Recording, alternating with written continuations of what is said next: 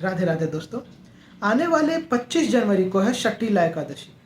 तो चलिए जानते हैं कि इसको क्यों मनाया जाता है और इसके पीछे की कथा क्या है। तो चलिए शुरू करते हैं। पौराणिक मान्यता के अनुसार एक बार देवर श्री नारद तीनों लोकों का भ्रमण करते हुए भगवान विष्णु के पास पहुंचे।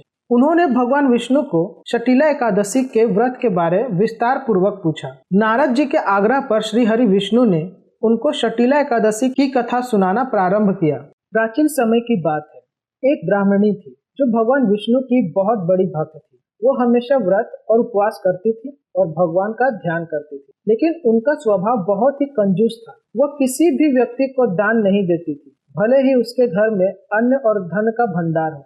जब वो ब्राह्मणी स्वर्गलोक पहुंची तो वहां उसने देखा कि उसके लिए एक साधारण कुटिया बनाई गई थी, जबकि दूसरों के भव्य महल थे। यह देखकर वो चिंतित हुई और भगवान विष्णु से इसका कारण पूछा। भगवान विष्णु ने कहा, तुमने धरती पे व्रत तो किए, लेकिन कभी दूसरों को भोजन नहीं कराया। जो भी पुण्य कर्म किए वे केवल अपने लिए किए।